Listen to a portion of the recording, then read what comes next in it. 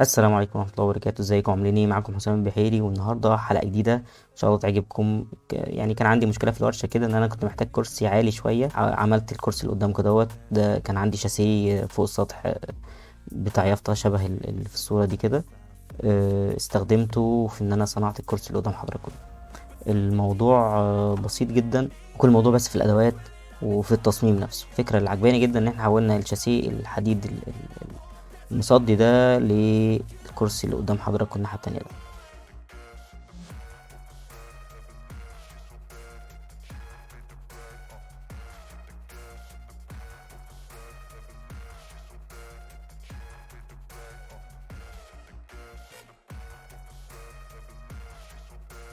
نخش بقى على الانترو، وبعد كده نخش نشوف بقى مع بعض احنا عملنا كورس ازاي.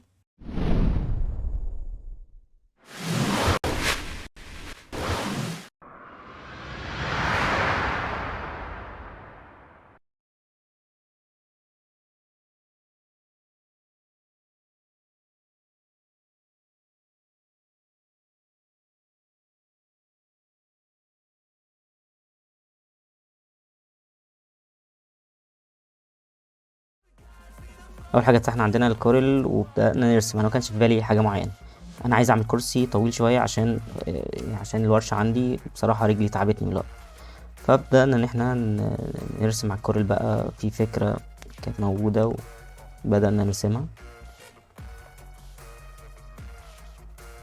بعد كده قلنا لا، نخليها بره شويه، نخلي التصميم نفسه تحت عشان يبقى فيها عزم مع الارض. وبعد كده غيرنا تصميم خالص، عملنا تصميم تاني اللي هو عدل، ويدوك في استباية في النص.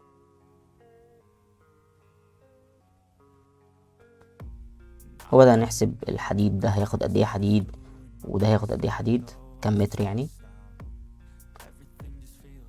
لان تقريبا قريبين، مفيش فرق كبير، فقلنا نشتغل على شكل واحد. طبعا زي ما هو باين كده، بنحسب بقى كل قطعة قد ايه ونجمعهم مع بعض عشان نشوف في الاخر هيطلع معانا، هيحتاج معانا قد ايه حديد، ونشوف الحديد اللي عندنا هيكفي اساسا ولا لا. تمام. بدأنا بقى نعدل شوية في الشكل بتاعه ونظبط.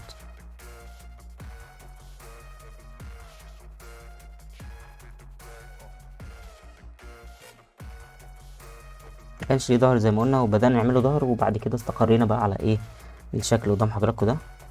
ودينا الملف للمايا عشان نشوفه على 3D هيبقى شكله عامل ازاي.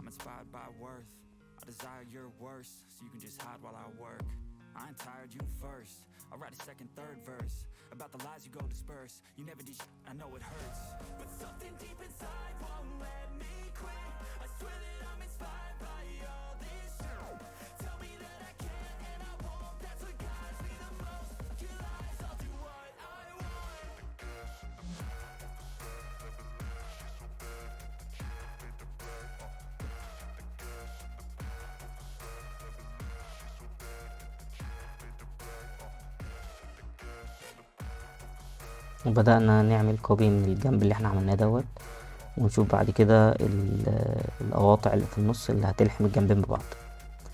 وهو ده الفكرة باختصار. الموضوع بسيط جدا، كل الفكرة بس ان احنا يعني التصميم، والفكرة التصميم والادوات طبعا. وبس كده بدأنا نلونه. طبعا احنا هنا بنعمل بقى القعدة الخشب.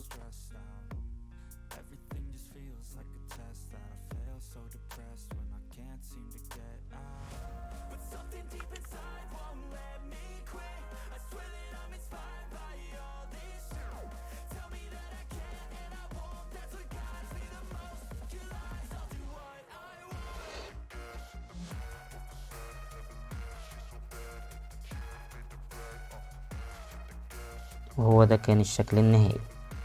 الشكل زي ما هو يعني خلينا نفصله اكتر. هو عبارة عن جنبين، الجنبين المتعلمين بالاحمر دولت جنب، والتاني الناحية التانية. وبس اللحامات اللي في النص، اللي هي القواطع اللي في النص ديت، اللي بتدي الشكل 3D، او بتقوم الكرسي على حلو، او بتخليه كرسي قايم يعني. بس كده، خلينا بقى نركن الكرسي كده على جنب، ونبدأ نشوف عملناه ازاي. اول حاجة جبنا الحديد، فصلنا هو كان شاسيه ملحوم فقطعناه. بعد كده مسكنا ورقة عشان نحسب نرسم الرسمة، ونحسب بعد كده احنا محتاجين قد ايه، يعني نشوف احنا محتاجين مثلا قطعتين متر، قطعة مش عارف مش عارف ايه، وهكذا. طبعا بنرسم رسمة ونديها مقاساتها عشان بعد كده نكتب احنا محتاجين ايه بالظبط. طبعا ما ننساش ان الشاسيه اللي احنا بنرسمه دوت هيعمل منه جنبين، ونعمل بعد كده القواطع اللي في النص زي ما هو واضح كده في الرسمة اللي فوق اللي على اليمين دي. القواطع السوداء اللي في النص دي عايزين منها 5 مثلا، وعندي عندي بعد كده الشباكين اللي في الجنب. موضوع بسيط جدا. عمل القواطع اهي، هنحتاج ماشي ب5. تمام. احنا بنعلم عليه ده اللي اتعمل. كان محتاج 5 تجنيد في 2 في 2، اللي هو الشباكين يعني او الجنبين. بس كده ده اللي احنا محتاجينه. رحنا بقى مسكنا المتر بتاعنا وعلمنا وابتدينا نقص. طبعا احنا هنا لازم يعني تحاول تأمن نفسك. الموضوع صاروخ بس ايه، محتاج حد يكون بيعرف يتعامل معاه. بنعلم نمسك الصاروخ باسطوانة بسكوتة، صاروخ صغير عادي خالص، لا اما لو عندك ديسك هيبقى احسن كتير واسهل كمان.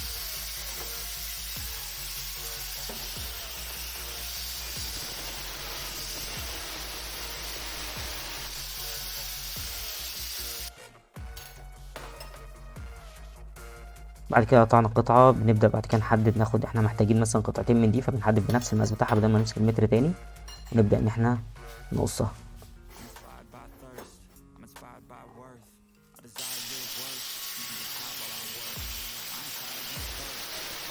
يعني انا بحب دايما اعلي بحاجة كده عشان البسكوتة خفيفة عشان ما تقطمش، عشان الحتتين ما يدقروش فيها ويتقطم. وهكذا بنكمل بقى كل المقاسات بتاعتنا لحد ما نوصل للشكل اللي قدام حضراتكم ده. قصينا كل المقاسات اللي احنا محتاجينها، وبعد كده باسطوانة التجليخ نبدأ ان احنا نجلخ الاطراف اللي هنلحم فيها. طبعا زي ما انتم شايفين كده، زي ما حضراتكم شايفين الحديد مصدي خالص. هنبدأ نمسك الاسطوانة التجليخ بتاعتنا ونجلخ الاطراف اللي هنلحم فيها.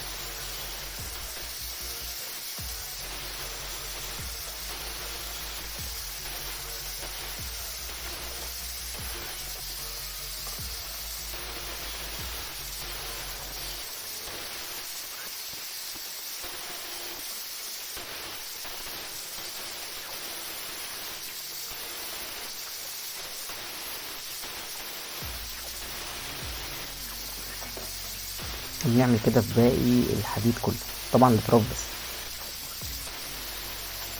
بعد كده هنصنفر الحديد ده كله، بنجلخ الاطراف بالاسطوانة اللي في النص ده، بنصنفره، لا اما نعمله باسطوانة زي ما واضح كده، لا اما بنعمله باسطوانة اللهم صل على النبي، نعمله باسطوانة سلك عشان يشيل الصدى بتاعه. بعد ما بنكمل بقى كله، بنبدأ ان احنا نروح على مرحلة اللحام. ثبتنا الكاميرا بقى بتاعتنا وابتدينا ناخد المقاس بتاعنا، نشوف احنا عايزين نحط الحتة بتاعتنا دي فين. تقريبا كنت عايز احطها بعد 20 سنتي او 20 سنتي تقريبا او 15 سنتي حاجة كده. ونبدأ ان احنا نمسك الزاوية بتاعتنا، نظبط العلام، نظبط الحتة بتاعتنا، ولازم نظبط زاوية في الحتتين. اول حتة فوق اللي هيتحط على الخشب، الحتة اللي تحت لازم يتظبط الزاوية.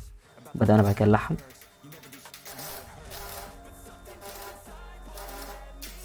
بعد ما تلحم بنطين بتمسك بس الدنيا، تبدأ بعد كده تزود اللحام بتاعك.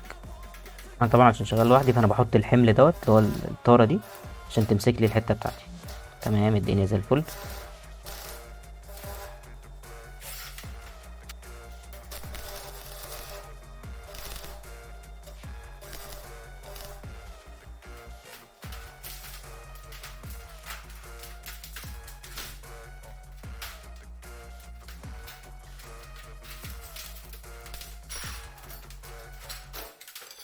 نبدأ ناخد الحتة التانية. هنعمل طبعا احنا بنشتغل في الشباكين مع بعض، نظبط الدنيا كده مع بعض. طبعا عشان ده شغل قديم ففيه لحام ومصدي وحالته ببلا، بس الحلو بقى ان انت تطلع من الحتة المصدية والمبهدلة ديت حاجة كويسة ان شاء الله.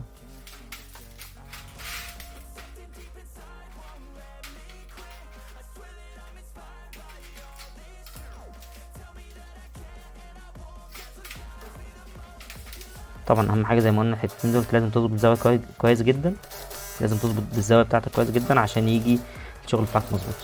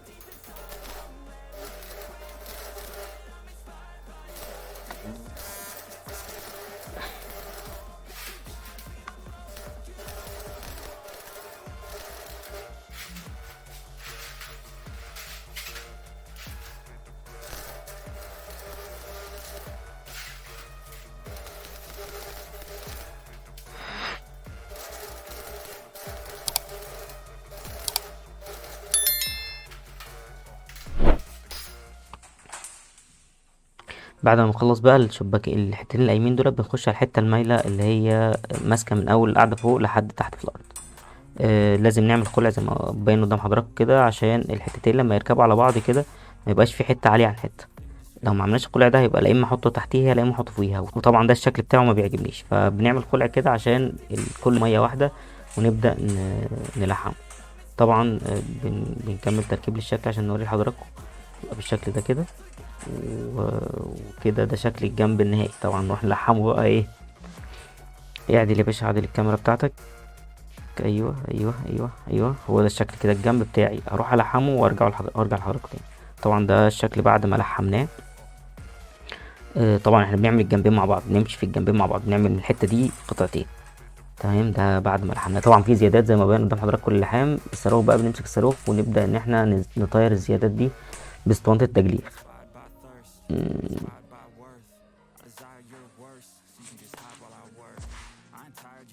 مسكنا الحته ورفعناها على البنك، وبدانا باسطوانه التجليخ ان ايه، نطير الزيادات.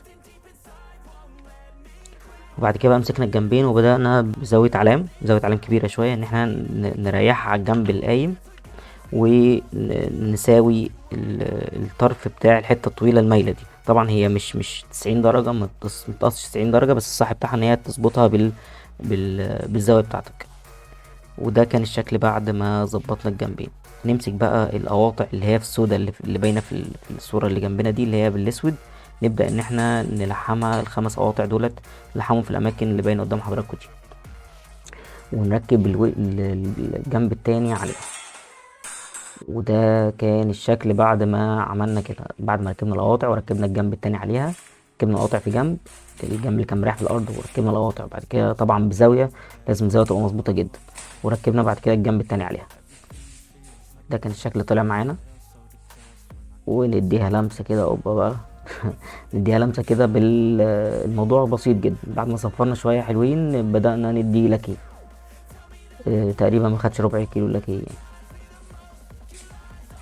يعني. عايز تدي الوش والتاني وتظبطه، الدنيا حلوة جدا. عايز تدخله فرن كمان هيبقى اشيك واشيك. كده جبنا سدايب خشب من عندي في الورشة، وبدأنا نقصها على المقاس اللي احنا عايزينه، ونثبتها في الحديد بتاعنا بمسامير تك.